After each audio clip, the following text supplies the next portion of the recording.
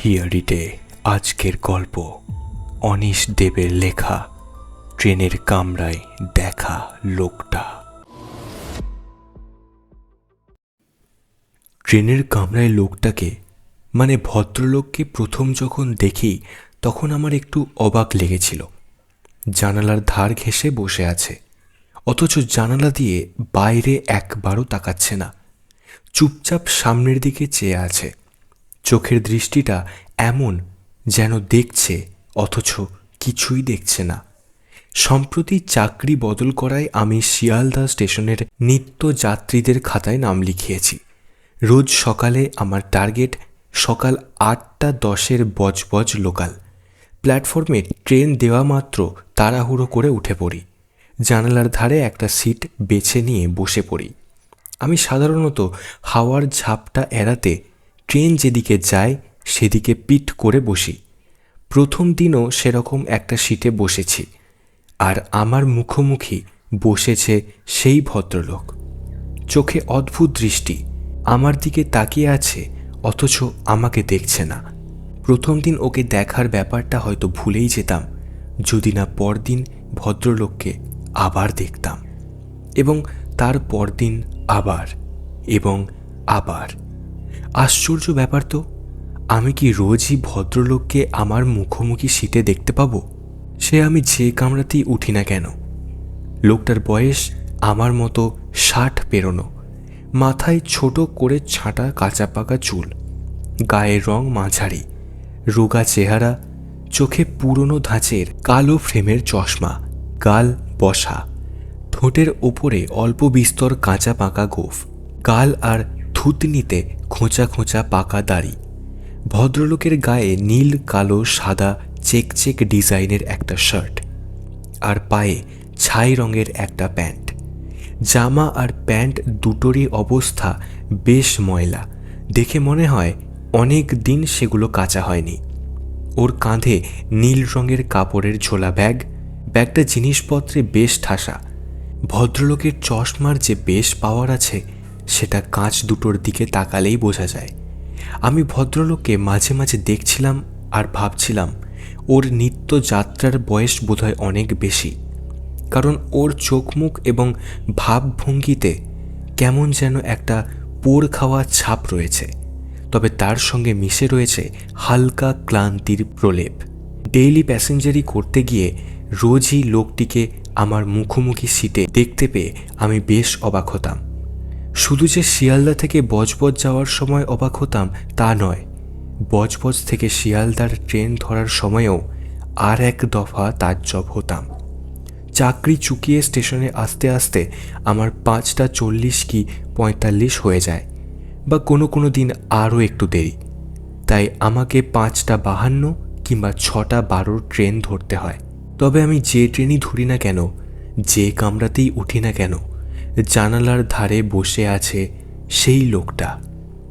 আমি রোজ জানালার ধারে সিট পাই বা না পাই, লোকটা কিন্তু সবসময় জানালার পাশেই বসার জায়গাটি পায়।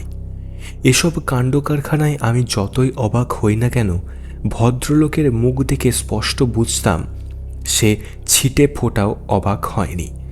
অবাক হওয়া তো দূরের কথা, ওর যে স্ট্যান্ডার্ড ভাবলেশহীন মুখ এবং চোখে সেই স্ট্যান্ডার্ড শূন্য উদাসীন দৃষ্টি। রোজ সকাল বিকাল দেখে দেখে আমার মুখটুকু যে অত্যন্ত তার চেনা, সেই রকম কোনো প্রতিক্রিয়াও একটি কোণাও লোকটির মুখে ছায়া ফেলেনি। আমার মনে হয়েছিল লোকটি আমারই মতো বজবজে কোনো চাকরি টাকরি করতে আসে, সকালে শিয়ালদা থেকে রওনা হয়, আবার বিকালে কাজের শেষে বজবজ থেকে ব্যাক টু শিয়ালদা, বাড়ি ফেরার পালা। কিন্তু আমার এই ভাবনাটিও ধাক্কা খেল একদিন। অফিসে কাজের চাপ বেশি থাকায় একদিন ছুটি পেতে পেতে ঘণ্টাখানেকের ওপর দেরি হয়ে গেল। বজবজ স্টেশনে যখন এলাম তখন প্রায় 7:20 বাজে। ঘড়ি দেখে বুঝলাম আজ 7:28 ট্রেন ছাড়া আর গতি নেই। প্ল্যাটফর্মে লোকজন ছড়িয়ে ছিটিয়ে দাঁড়িয়ে, তারই মধ্যে দু একটি চেনা মুখ, আমার অফিস কলিগ। কেউ কেউ কানে মোবাইল ফোন লাগিয়ে কথা বলছে, কেউ বা প্ল্যাটফর্মে ফলের পসরা সাজিয়ে বসা ফলওয়ালা থেকে ব্যস্তভাবে ফল কিনছে। পাবলিক অ্যাড্রেস সিস্টেমে অ্যানাউন্সমেন্ট শোনা গেল, ট্রেন স্টেশনে ঢুকছে। লোকজন চঞ্চল হয়ে উঠল। একটু পরেই ট্রেন এসে প্ল্যাটফর্মে দাঁড়ালো। যাত্রীর ভিড়ে ট্রেন একেবারে টইটম্বুর, কিন্তু বজবজটাই শেষ স্টেশন, তাই ট্রেন খালি হতে শুরু করলো। পিলপিল করে লোক নামতে লাগলো। সবাই নেমে গেল। তারপর আমাদের ওঠার পালা। ট্রেন আবার রওনা হবে উল্টো দিকে। সুযোগ পেতেই একটা কামরায় উঠে বসলাম। জানলার ধারে একটা মনের মতো সিট পেয়ে বসে পড়লাম। এবার তারপরেই দেখি সেই লোকটা আমার মুখোমুখি সিটে চুপচাপ বসে আছে। গায়ে একই জামা, একই প্যান্ট, আর কাঁধে সেই নীল রঙের ঝোলা ব্যাগ। যখনই ওকে ট্রেনের কামরায় দেখেছি, সেই একই পোশাক আর একই ব্যাগ। কে জানে, হয়তো লোকটা খুব গরিব। একটা কথা ভেবে আমার বেশ খটকা লাগছিল। আমার না হয় আজ অফিস থেকে বেরোতে দেরি হয়ে গেছে, কিন্তু এই লোকটারও কি তাই? আমার কাজের সঙ্গে তাল মিলিয়ে কি ওর কাজের সময় ঠিক হয়? কি আশ্চর্য! তাছাড়া লোকটা এই কামরায় উঠল কখন? আমি তো ওকে উঠতে দেখিনি। তাহলে কি আগে থেকেই এই কামরায় বসেছিল? পার্ক সার্কাস বালিগঞ্জের দিক থেকে বজবজ আসছিল। তাই যদি হয়, তাহলে ও বজবজে অফিস করলো কখন? নাকি বজবজে যে ওর অফিস বলে আমি আইডিয়া করেছি, সেই আইডিয়াটাই ভুল? ট্রেন চলতে শুরু করলো। জানালার ঘোলাটে কাঁচ তোলা, হু হু করে ঠান্ডা বাতাস ঢুকছে। বাতাস লোকটার চোখে মুখে ঝাপট মেরে পিছলে যাচ্ছে, কিন্তু তাতে ওর ভ্রুক্ষেপ নেই। বরং ওর পাশের মানুষটি কুঁকড়ে গেছে, গলায় একটা বাদামি রঙের মাফলার জড়িয়ে নিয়েছে। দিন সাতেক হলো বাতাসে বদল এসেছে। পাতা ঝরার সময় শুরু হয়ে গেছে। বিকেলের পর শীতের কড়া নাড়া দিব্যি টের পাওয়া যাচ্ছে। অথচ এই লোকটা কেমন উদাসীন, জানালা দিয়ে বাইরের অন্ধকারের দিকে তাকিয়ে আছে। তবে একটা ব্যাপার লক্ষ্য করলাম, কোনো স্টেশন এলেই লোকটা বেশ চঞ্চল হয়ে ওঠে। জানালা দিয়ে লোকজনের ওঠা নামা দেখতে চেষ্টা করে। জানালার রডের সঙ্গে গাল ঠেকিয়ে খুব মনোযোগে দিয়ে দেখতে চাইছে ট্রেনে কে উঠল কে নামলো। তারপর ট্রেন প্ল্যাটফর্ম ছেড়ে দেওয়ার পর গলা উঁচু করে কামরার দরজার কাছটা দেখতে চেষ্টা করছে। কিন্তু কেন, কে জানে। ট্রেনে যাতায়াতের সময় আমি আশেপাশের লোকজনের সঙ্গে আলাপ করতে বা খুচরো কথাবার্তা বলতে একেবারেই ভালোবাসি না। বেশিরভাগ সময়েই একটা বইটই হাতে নিয়ে তাতে মনোযোগ দিই। তবে ফেরার সময় ট্রেনে আলো কমজোরি থাকে বলে সেটা আর হয়ে ওঠে না। তাই খোলা জানালা দিয়ে বাইরে তাকিয়ে থাকি, আর জানালার কাঁচ নামানো থাকলে অন্ধকারে পটভূমিতে হালকা প্রতিবিম্ব দেখি। কিন্তু আজ আমি লোকটাকে দেখতে লাগলাম। ওর চোখে মুখে কেমন একটা হতাশা আর বিষণ্ণতা ছেয়ে আছে। চোখের কোণও মনে হলো ভেজা। নাকি আমার কল্পনা? আজ লোকটার সঙ্গে আমার খুব কথা বলতে ইচ্ছে করছিল। টালিগঞ্জ স্টেশনে ট্রেন এসে দাঁড়িয়েছিল। বেশ কিছু লোক নেমে গেল ট্রেন থেকে। দু চারজন হয়তো উঠল, কে জানে। লোকটার বিষাদ মাখা চোখ উতলা হয়ে আবার কাউকে খুঁজল। তারপর খুঁজে না পেয়ে হতাশ হলো, ক্লান্ত হলো। এক পলক আমার দিকে তাকালো, কিন্তু আমাকে দেখেও যেন দেখল না। আমি আর থাকতে পারলাম না, মুখ দিয়ে বেরিয়ে গেল, কাউকে খুঁজছেন? ধীরে ধীরে আমার দিকে তাকালো। চোখ দুটো ফাঁকা মাঠের মতো, প্রাণের ছিটে ফোঁটাও ছোঁয়া সেখানে নেই। তারপর মাথা নাড়ল ওপরে নিচে, বলল নিচু গলায়, হ্যাঁ খুঁজছি, পাপিয়াকে খুঁজছি। এই লাইনের ট্রেনের ওঠার কথা ছিল, কেন যে এখনো আসছে না। শেষ কথাটা আপন মনেই বলল বিড়বিড় করে। আমি মানুষটাকে আবার ভালো করে দেখলাম। কে পাপিয়া? ভীষণ জানতে ইচ্ছা করছিল, কিন্তু সরাসরি জিজ্ঞেস করতেও কেমন বাধো বাধো ঠেকছিল। কৌতূহলের একটা ছায়া বোধহয় আমার মুখের পর্দার ধরা পড়ছিল, কারণ লোকটা মরা মাছের চোখে আমার দিকে তাকিয়ে বলল, ভাবছেন কে পাপিয়া, তাই না? আমি সংকোচের আড়াল ছেড়ে বাইরে বেরিয়ে এলাম। মাথা নেড়ে ইশারায় বললাম, হ্যাঁ। ট্রেনের কামরায় লোক কমে এসেছে। দু চারটে বসার জায়গা এখন খালি। তা সত্ত্বেও 3টে ছেলে কামরার ডান দিকের দরজায় দাঁড়িয়ে গল্প করছে, হাসাহাসি করছে।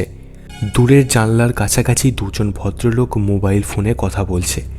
একজন ফোনের ওপর হুমড়ি খেয়ে ঝুঁকে পড়ে এমনভাবে কথা বলছে যে কেউ তার কোলে বসে থাকলেও কোনো কথা শুনতে পাবে না। ভদ্রলোকের ভঙ্গি দেখে হঠাৎ করে মনে হতে পারে সে রাস্তার কোনো কল থেকে আঁচলা ভরে জল খাচ্ছে। আর দ্বিতীয়জন প্রথম জনের ঠিক উল্টো, এমন গাঁক গাঁক করে কথা বলছে যেন জনসভায় বক্তৃতা দিচ্ছে। তার বউয়ের হাত থেকে গুঁড়ো সাবান উল্টে পড়ে ঘরময় ছড়িয়ে গেছে।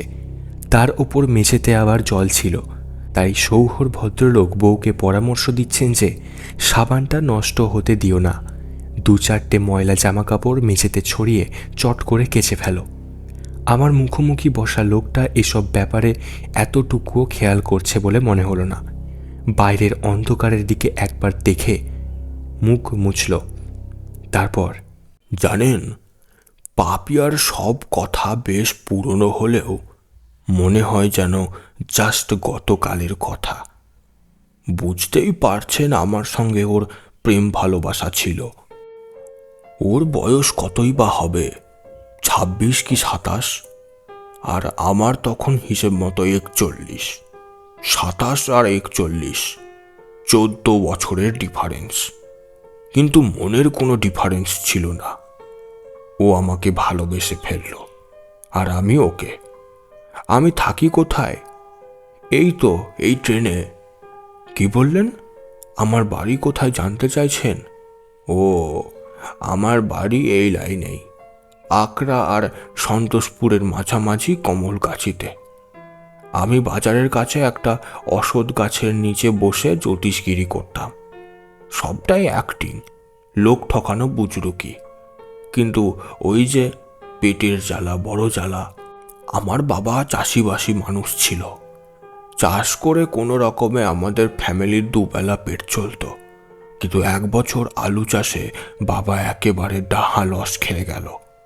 মহাজনের ঘরের দেনা মেটাতে পারল না। মনের দুঃখে রেল লাইনে গিয়ে মাথা দিল। তারপর ট্রেন আসতে দেখে শেষ মুহূর্তে ভয়টয় পেয়ে কি মনে হয়েছিল কে জানে, লাইন থেকে উঠে পালাতে গিয়েছিল। কিন্তু কপাল খারাপ, লাইনের ওপরে উল্টে পড়ে গেল। তখন ট্রেনটা একেবারে ঘাড়ের ওপরে এসে গেছে। বাবার মাথা গেল না, গেল একটা পা, ডান পা, একেবারে হাঁটুর নিচ থেকে। তারপর ডাক্তার, হাসপাতাল, বোতল বোতল রক্ত, অপারেশন। বাবা প্রাণে বাঁচল, তবে মরে বেঁচে রইল। দিন রাত ওই কাটা পাটার জন্যে মেয়ে ছেলের মতো ইনিয়ে বিনিয়ে কাঁদত, যেন খুব আদরের একটা জিনিস হঠাৎ করে খোয়া গেছে। আমার মা ছিল রোগা ছোটখাটো মানুষ। বাড়িময় ঘুরঘুর করে বেড়ালেও কোনো আওয়াজ টাওয়াজ পাওয়া যেত না।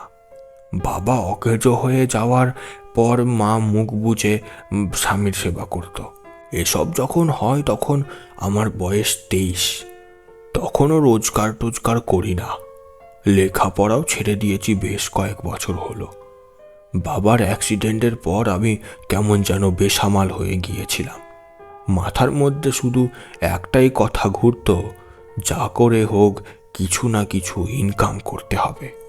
জ্যোতিষীর ব্যাপারে একটু ইন্টারেস্ট ছিল, 2-4টে বই টই পড়েও ফেলেছিলাম। তাছাড়া আমাদের এলাকায় একজন তান্ত্রিক ছিল, নরেন বাবা, তার কাছেও মাঝে মাঝে যেতাম। আমার হাত দেখিয়ে ভাগ্য জিজ্ঞাসা করতাম, জানতে চাইতাম কোনো চাকরি বাকরি বা কাজ টাজ পাবো কিনা। কারণ চাষবাসের কাজ আমার ভালো লাগতো না। নরেন বাবা নানান কথা বলতেন, আমি সেগুলো মন দিয়ে শুনতাম, আর মনে মনে টাকা ইনকামের একটা পথ খুঁজতাম।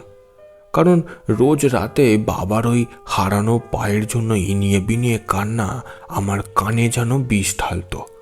এইভাবে পাগল পাগল অবস্থায় দিন কাটছিল। তারপর একদিন বাবার অ্যাক্সিডেন্টের 6 মাসের মাথায় আমি জ্যোতিষী হয়ে গেলাম। বাজারের কাছে একটা অশ্বত্থ গাছের তলায় লাল কাপড় পেতে বসতে শুরু করলাম। পাখির আর বৃষ্টি থেকে মাথা বাঁচানোর জন্যে সবুজ পলিথিনের একটা চাঁদোয়া বানিয়ে নিয়েছিলাম। আয়টাই যে খুব একটা হবে সেটা ভাবিনি, কিন্তু হতে লাগলো। আমি জ্যোতিষী সাজার জন্যে আলাদা কোনো ভেক ধরিনি। সাধারণ প্যান্ট শার্ট পরেই বসতাম। তবে লাল কাপড়ের ওপরে সাজানো থাকতো 12টা কড়ি, ছোট পেতলের আসনে বসানো নারায়ণ শিলা আর 4টে জ্যোতিষীর বই। এছাড়া আমার কপালে থাকতো চন্দনের টিপ, গলায় রুদ্রাক্ষের মালা। প্রথম প্রথম এলাকার চেনা লোকজন ঠাট্টা টিটকিরি এসব করত, কিন্তু আমি কখনো তার উত্তরে রাগী জবাব দিতাম না। হেসে মোলায়েম উত্তর দিতাম, কারণ বাবার কষ্টের কথা মনে পড়তো, কাটা পায়ের কথা মনে পড়তো। যখন খদ্দের পাতি থাকতো না, তখন আমি চুপচাপ বসে জ্যোতিষশাস্ত্রের বইগুলো চর্চা করতাম। একই সঙ্গে ভাবতাম, আমি তো অন্যের ভাগ্যটাগ্য দেখার চেষ্টা করছি, কিন্তু আমার ভাগ্যের শেষ পর্যন্ত কি আছে? ধীরে ধীরে টুকটাক করে লোকজন আসতে লাগলো, কেউ কেউ চেনা, কেউ বা অচেনা। আমি তাদের জন্ম তারিখ জেনে নিয়ে কাগজে ছক কেটে নানান গ্রহের প্রভাব টভাব বিচার করে ভালো মন্দ বলতাম। এইভাবে দিন কাটতে লাগলো। আমার বয়স বাড়তে লাগলো। আমার 2টো ছোট ভাই ছিল, কিন্তু বড় হতেই ওরা অন্যরকম হয়ে গেল। জমি জমার ভাগাভাগি নিয়ে দিনরাত আমার সঙ্গে পায়ে পা লাগিয়ে ঝগড়াঝাটি, ছোট মুখে বড় বড় কথা। মা আর বাবার শরীরের তখন এমনই হালকা পলকা অবস্থা যে ওরা সেই সব চেঁচামেচি ঝগড়া শুধু চেয়ে চেয়ে দেখে আর কান দিয়ে শোনে। মুখে কোনো কথা বলে না, বলতেও পারে না। শেষ পর্যন্ত আমি হাল ছেড়ে দিলাম। ওরা যা চায় সেসব কাগজপত্রে সই সাবুত করে দিলাম। ওরা 1 মাসের মধ্যে যার যার হাঁড়ি আলাদা করে নিল।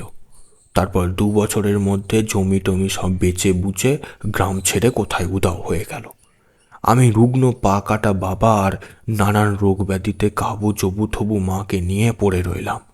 রোজ অশ্বত্থ গাছের তলায় বসে থাকতাম আর ভাবতাম, সত্যি কি বিচিত্র আমার ভাগ্য।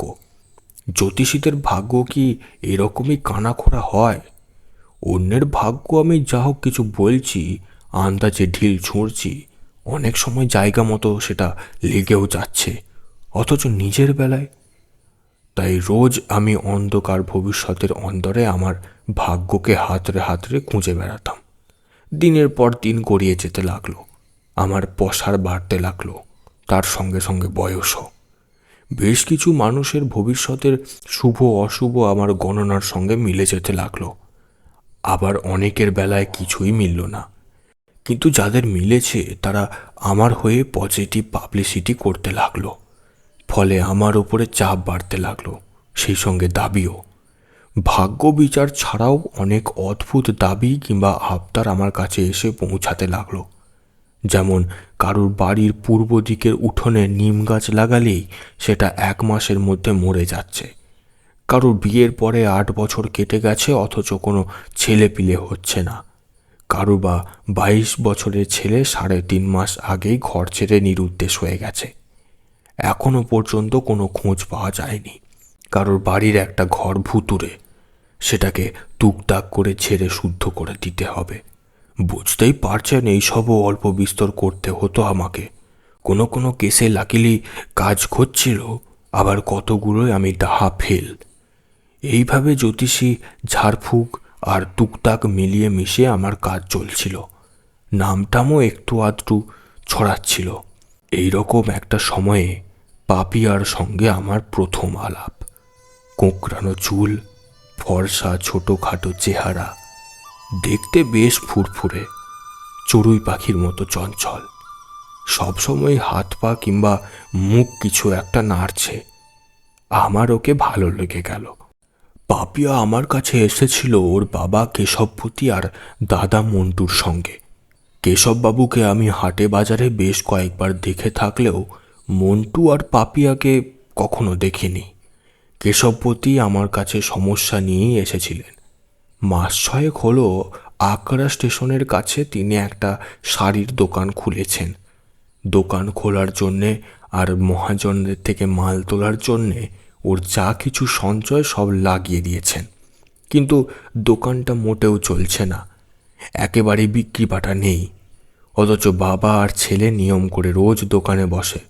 তাছাড়া সপ্তাহে 3 দিন সন্ধ্যাবেলা পাপিয়াকেও দোকানে থাকতে হয়। কিন্তু দোকানের বলতে গেলে কোনো সেল নেই। কেশবপতি দোকানের নাম রেখেছেন শাড়িঘর, কিন্তু এলাকার লোকজন আড়ালে আবডালে ঠাট্টা করে বলে মাছি ঘর। কেশবপতি বললেন 6 মাস ধরে এই দোকানের বোঝা তিনি টেনে চলেছেন, আর পারছেন না। এবার বোধ হয় দেনার দায়ে সবই যাবে। দুবেলা ভাতটুকু জুটবে কিনা ভগবান জানেন। কেশবপতির মনে হয় দোকানটায় কোনো রকম দোষ লেগেছে। মন্টু আর পাপিয়াও বলে যে ওদেরও এরকমই বিশ্বাস। আমার সঙ্গে কথা বলতে বলতে কেশবপতি কেঁদে ফেলেছিলেন। আবেগে আমার হাত মুঠো করে ধরে ফেলেছিলেন। ভাঙা গলায় বলেছিলেন, যে করে হোক আমাদের দোকানটাকে বাঁচান, আমাদের ফ্যামিলিটাকে বাঁচান। বাবার দেখা দেখি পাপিয়ারও চোখেও জল এসেছিল। ওর চোখে জল দেখে আমার বুকের ভেতরে কেমন একটা কষ্ট হচ্ছিল। মনে হচ্ছিল একটা পিকিউলার জেদ যেন আমার ঘাড়ে চেপে বসেছে। কিছু একটা আমাকে করতেই হবে, যেভাবে হোক দোকানটাকে আমাকে বাঁচাতেই হবে। আমি যে জ্যোতিষ ঝাড়ফুঁক টুকটাক করতাম সেগুলো যে বুজরুকির আর একরকম নাম সে আমি জানতাম, কিন্তু ব্যবসা করতে করতে পসার জমতে জমতে আমার সেই জানার ওপরে ছানি পড়েছিল। এক সময় তো আমার মনে এমন বিশ্বাসও তৈরি হয়ে গেল যে আমার মধ্যে সত্যি সত্যি অলৌকিক ক্রিয়াকর্মের ক্ষমতা আছে। আমার ক্ষমতা দিয়ে আমি অশুভ ক্ষমতার সঙ্গে লড়তে পারি, অশুভ ক্ষমতাকে বশও করতে পারি। তো কেশববাবুর কথায় রাজি হয়ে আমি লড়াই শুরু করলাম। ওদের শাড়িঘর দোকানে আমি যাতায়াত শুরু করলাম। দোকানের অশুভ লক্ষণগুলো খুঁজে খুঁজে বের করতে লাগলাম, আর একই সঙ্গে সেগুলোর প্রতিকারের ব্যবস্থাও করতে লাগলাম। দোকানের বেশ কিছু ট্রিটমেন্টের পর বাড়ি। আমি বললাম যে অনেক সময় দোকানের ওপরে বানমারা কি টুকটাকের শেকড় বাসস্থানের মধ্যে লুকিয়ে থাকে, তাই আমাকে কেশবপতিবাবুর বাড়িটাও ভিজিট করতে হবে, আর ওটার পূর্ণ মাত্রা পূর্ণ সত্তা শোধন করতে হবে। শাড়িঘর দোকানে যে আমি ছুমন্তর করতে যেতাম, তখন কখনো কখনো আমায় পাপিয়ার সঙ্গেও দেখা হতো। এরকম 2-4 বার দেখা হওয়ার পরই পাপিয়া আমার চোখে ধরল। কি করে যেন মেয়েটা আগাম কোনো জানান না দিয়ে আমার বুকের ভেতরে ঢুকে গেল, সেখান থেকে আর বেরোলো না। তখন আমার এমন দশা হলো যাকে বলা যায় মরণ দশা। দিনরাত্রির ওকে চোখের সামনে দেখি, বুকের ভেতর থেকে ওর কথা শুনতে পাই। যখনই আশেপাশে লোকজন না থাকে তখনই ওর সঙ্গে আমি একা একা কথা বলি। তাই পাপিয়াকে দেখার জন্যেই আমি কেশববাবুর বাড়িতে শোধনের বাহানায় যেতে চেয়েছিলাম। পাপিয়া আমার টান বুঝতে পেরেছিল। সেই টানের জবাবে ওর ভেতরেও যে একটা পাল্টি টান তৈরি হয়েছিল সেটা আমি বুঝতে পেরেছিলাম। মানে পাপিয়া বুঝিয়ে দিয়েছিল। যেমন উঠোনে আমার গলার আওয়াজ পেলেই ও ঘরের ভেতর থেকে কোনো না কোনো কাজের ছুতোয় বাইরে বেরিয়ে আসতো। তারপর বাড়িতে শোধনের কাজটা সেরে আমি যখন বাকি কাজটুকু করার জন্য মন্টুকে সঙ্গে নিয়ে দোকানে যেতাম, তখন পাপিয়া আমার সঙ্গে জুড়ে যেত। মন্টু হাজার বারণ বা বকাবকি করলেও ও শুনত না। আমার মনটা তখন নেচে উঠত। এইভাবে আমি আর পাপিয়া জড়িয়ে গেলাম, কিন্তু আমরা কাছাকাছি আসতে পারিনি। সে সামান্য কথা টথা আমাদের হতো, তা সবটুকুই ছিল চোখে চোখে। আমি দিনকে দিন পাগল হয়ে যেতে লাগলাম। পাপিয়ার সঙ্গে 1 মিনিট সামনাসামনি কথা বলার সুযোগ করে দেওয়ার জন্যে যে কাউকে আমি 1000 টাকা পর্যন্ত দিতে রাজি ছিলাম। আমার রাতের ঘুম চলে গিয়েছিল। রাতে শোয়ার সময় 3টে কি 4টে বেলফুল আমাদের উঠোনের গাছ থেকে ছিঁড়ে নিতাম। রাতের অন্ধকারে সেই ফুলগুলো ছিল আমার শয্যাসঙ্গী। আমি বড় বড় শ্বাস টেনে ওদের গন্ধ শুঁকতাম। ভাবতাম ওটা পাপিয়ার গায়ের গন্ধ। এইভাবে গন্ধ শুঁকতে শুঁকতে আমি এক সময় ঘুমিয়ে পড়তাম। একদিন আর থাকতে না পেরে আমি একটা কাঁচা রাস্তা ধরে গাছের আড়ালে লুকিয়ে রইলাম। দুপুরবেলা পাপিয়া সেই রাস্তা দিয়ে যখন বাড়ি থেকে দোকানের দিকে যায়, ওর হাতে থাকে টিফিনের কেরিয়ার, কেশববাবু আর মন্টুর দুপুরের খাবার। ফেরার পথে পাপিয়াকে ধরলাম, টেনে নিলাম গাছের আড়ালে। পাপিয়া, এইভাবে আমি আর পারছি না। পাপিয়া চুপ করে রইল। আমি আবার বললাম, এইভাবে আমি আর পারছি না, সত্যি পারছি না। আমিও পারছি না। কিছুক্ষণ দুজনেই চুপ। ঘুঘুর ডাক শোনা যাচ্ছিল, তাতে আমার বুকের ভেতরটা যেন আরো ফাঁকা লাগছিল। কি হলো, কিছু বলো। আমার দাদার বাবাকে তুমি চেনো না? এসব ওরা পছন্দ করে না। ওরা রেগে গেলে একেবারে চণ্ডাল। আমাদের এটা জানতে পারলে আমাকে একেবারে কেটে ফেলবে। আমি থমকে গেলাম। কেশবপতিদের ঘরে ভালোবাসা, তা হলো পাপ। পাপিয়া আমাকে তুমি বলায় মনে খুব আনন্দ হচ্ছিল, কিন্তু একই সঙ্গে ভয়ও পাচ্ছিলাম। পাপিয়া কাঁদতে শুরু করলো। ওর গাল বেয়ে চোখের জল গড়িয়ে পড়ছিল। হঠাৎই ও বলল, এবার আমি যাই, দেরি হলে মা বকবে। ও চলে যাওয়ার পরেও আমি অনেকক্ষণ গাছতলায় দাঁড়িয়ে রইলাম। বুঝতে পারছিলাম না এবার আমি কোন দিকে যাব। যেদিকে আমি যেতে চাই সেদিকে যাওয়ার কোনো পথ নেই। আমার আর পাপিয়ার মাঝে যেন একটা কাচের দেওয়াল। আমরা কত কাছে, অথচ কত দূরে। আমার দিনগুলো ক্রমশ খারাপ থেকে আরো খারাপ হয়ে উঠতে লাগলো, আর শাড়ি ঘরের অবস্থা ক্রমশ ভালো থেকে আরো ভালো হয়ে উঠতে লাগলো। দিনের পর দিন খদ্দেরের ভিড় বেড়েই চলেছে। কেশববাবু আর মন্টু আমার কাছে এসে বারবার ধন্যবাদ আর কৃতজ্ঞতা জানাতে লাগলো। আমাকে গুনে গুনে 300 টাকা দিয়েছিলেন কেশবপতি। দেওয়ার সময় বলেছিলেন, এ তো কিছুই নয়, আপনি যা চাইবেন আমি তাই দেব। আমার মরে কাঠ হয়ে যাওয়া দোকানটাকে আপনি বাঁচিয়ে তুলেছেন। টুকটাক ঝাড়ফুঁক এসবের বুজরুকিতে আমার কোনো কালেই বিশ্বাস ছিল না, কিন্তু আমার ওই সব মিথ্যে মিথ্যে মন্ত্রতন্ত্রে পজিটিভ কাজ হওয়ায় আমার বেশ ভালো লেগেছিল। তবে তার সঙ্গে একটু দুঃখও পেয়েছিলাম, কারণ কেশবপতি যে বলেছেন আপনি যা চাইবেন আমি তাই দেব, সেই লিস্টের মধ্যে পাপিয়া ছিল না। আমি মিনমিন করে প্রস্তাবটা দিয়েছিলাম, আপনার মেয়ে পাপিয়া যদি আমার স্ত্রী হয়, মানে যদি আপনার পারমিশন থাকে তাহলে। কেশবপতি আমাকে থামিয়ে দিয়ে মাথা নেড়েছে। না, সেটা হয় না। তাছাড়া আপনাকে যা চাইবেন বলেছি, মানে যা জিনিস চাইবেন। আমার মেয়ে পাপিয়া কি জিনিস নাকি? ব্যাস, সেইখানেই সব শেষ। আমার মাথায় আগুন জ্বলতে লাগলো। আমি শাড়ি ঘরের সর্বনাশের কথা চিন্তা করতে লাগলাম। যেসব ক্রিয়াকর্মকে বুজরুকি বলে ভাবতাম সেইগুলোই বিশ্বাস করতে শুরু করলাম। শাড়িঘরকে ঘিরে নানান টুকটাক আর তন্ত্রমন্ত্র, মারণ, উচাটন ইত্যাদি শুরু করে দিলাম। আমি মনস্কামনা মন্ত্র ব্যবহার করেছি, শত্রুনাশ মন্ত্র ব্যবহার করেছি, পাপিয়াকে পাওয়ার জন্যে স্ত্রীলাভ মন্ত্র, লাল বস্ত্র পরে মুগার মালা ধারণ করে রোজ 6000 বার টানা 8 দিন জপ করেছি।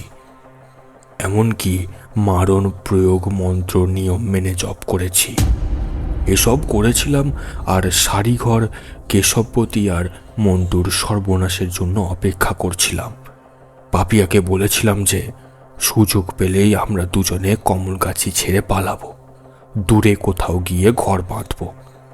প্রায় মাসখানেক অপেক্ষা করার পর ভারী অদ্ভুতভাবে শাড়িঘরের সর্বনাশ শুরু হলো।